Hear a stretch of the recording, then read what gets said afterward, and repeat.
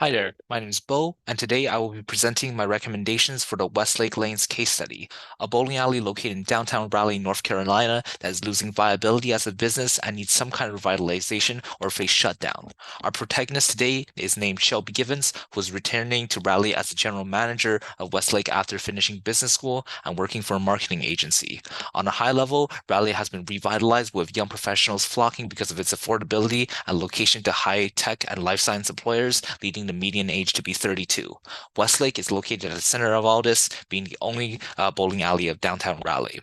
On the sales and marketing side of Westlake, the target is of recreational and league bowlers, with the majority of them being on the older side, with one third of them being over the age of 55. This to me indicates a problem of bowlers and its revenues potentially aging out with how heavy the alley currently depends on its older customers.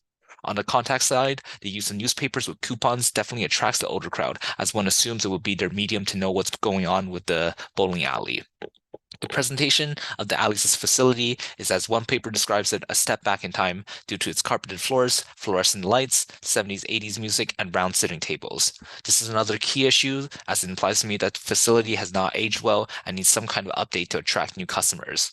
While the alley also presents pizza as complimentary to their lanes shoes rental service, there will soon be nearby cheap eateries adjacent to the bowling alley.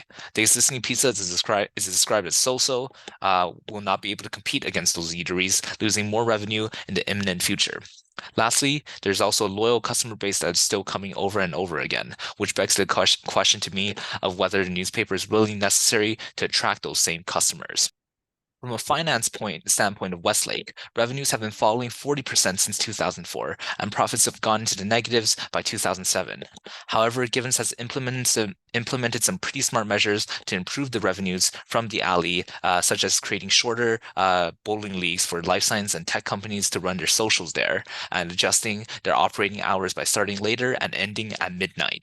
Shoe and lane rate rental prices were also raised by 20% due to not raising prices for 26 years, and the additional volume of customers generated from the offsetting of hours was also kind of offset again from the loss of customers with the price increases. Costs were also surgically removed for any excesses for finding discounts, but controlling cost is not what it would take to get back to 2004 levels of profitability, as it requires some ways to expand revenues once again. On the people side of Westlake, there are about six characters. Dane Sugar, founder who built the alley from scratch and has built a loyal following of customers, vendors, employees, and board members. His influence is so strong that people are still using their last dollar to keep the business alive and running. Then there's Givens, who is young and ambitious, but her strategic thinking seems to be very reactive. However, this reactive nature has served her well in making sure the break-even point is achieved in Westlake again. On the full-time employment side, there's Spalding and Smith, who were pretty frustrated at the lack of management guidance before Givens' tenure, but now have been pretty open to change in improving Westlake's profitability. However, Bullock and Sinclair have been more resistant to change. Sinclair becoming compliant for a one-on-one with Givens, but Bullock seemed to continue to be disengaged, which caused her to be let go.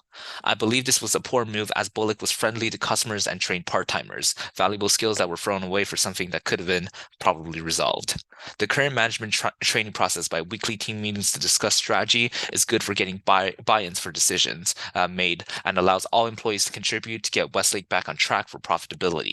This process also addresses the pre-existing culture of apathy, lack of proactivity by having employees feel acknowledged and heard. Additionally, this could empower them to make decisions on their own scope of work as well to aid towards that strategy of profitability. Now that we've discussed all the problems and things that Westlake has done well in, let's take a look at Givens' current proposal for profitability in Westlake. The first idea is to build a kid-friendly arcade and party room for parents who are looking to host their child's birthday party at $20 per child to compete against nearby laser tag and rock climbing centers.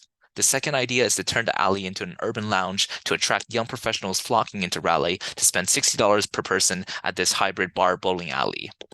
Well, both solutions address the need to attract non-older customers to generate revenues, but both aim to take on a lot of debt, which will be hard to convince someone to loan money to a business that seems to be failing. But a bigger concern is that these proposals are reactive to what is making profit around Givens. If Givens copies her neighboring stores with the kid-friendly or lounge idea, she is competing for a customer base that's already conditioned to use her competitors' features, and there's no guarantee that they will come to Westlake for those same features. She should focus on branding bowling as a strong, positive, differentiated feature that people want to come in for. Lastly, implementing these two solutions caters towards one segment too heavily, which leads to loyal existing customers feeling disenfranchised as the brand is morphed into something they don't recognize.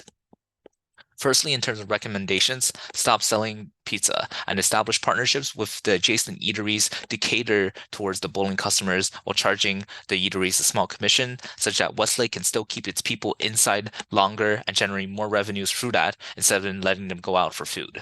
For this means no extra part-time staff is needed, as St. Clair can just now focus on drink making, but Bullock's replacement is still needed to be re-added into the expenses, as a strong customer service staff is still needed. Secondly, drop newspaper advertising and coupon expenses for social media and target the ads towards both young professionals and families at Westlake. Exploiting advertising and marketing to generate traffic is something Givens will probably do well as she has worked in this field before.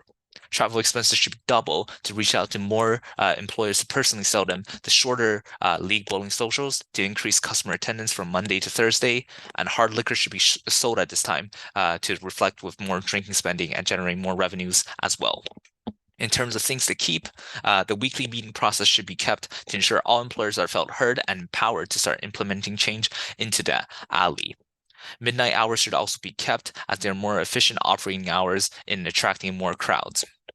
Lastly, renovate the facility to have a modern rustic look that takes people a step back in time, but in a good way, with new wooden floors, removal of carpeted walls, and exposing the old mill brick.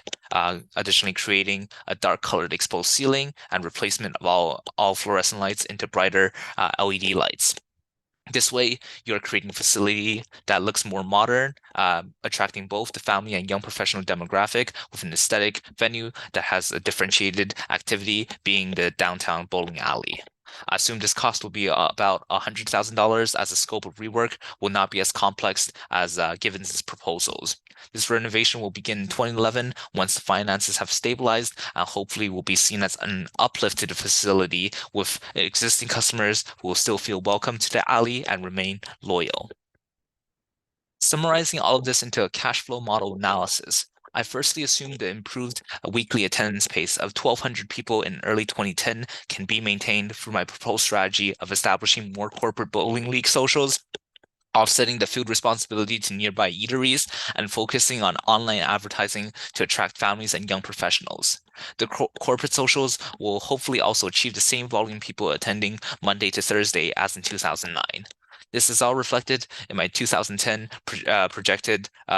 proposed projections, where variable costs have decreased from eliminating food expenditures, and revenues remain at the same level through increasing more games played and drinks consumed relative to the 2010 base case. This proposal is expected to produce a 9% profit for 2010 and allows some debt to be taken up due to its 2.2 debt to equity ratio. By 2011, growth of customer volume from my proposed strategy will hopefully go up by another 7% through the persistent efforts in getting rally companies to participate in league bowling as socials and online ads to gather those young professionals and family demographic users. Which hopefully will then achieve about $800,000 total income and $88,000 being total profit. Instead of doing a break-even analysis, I integrated each of Givens' proposals into an overall cash flow to find out what levels of revenues need to be generated to achieve a similar level of profit at that $88,000 level. From that profit generation effectiveness perspective, my recommendation and proposal still remain financially superior, as both the kid-friendly arcade and bar lounge solutions needed more revenues to achieve that same level of $88,000 profit. In conclusion, Westlake Lanes, while currently not a financially viable business, given it has the potential to turn the operation around through being entrepreneurial, not in building grand plans like the arcade or bar lounge, but for small partnerships with adjacent companies in Raleigh, eateries, to create a business that follows her grandfather's legacy in creating loyal vendors and customers without needs to cater towards trends that could be temporary. That is all for this presentation. I hope you have enjoyed it. Goodbye.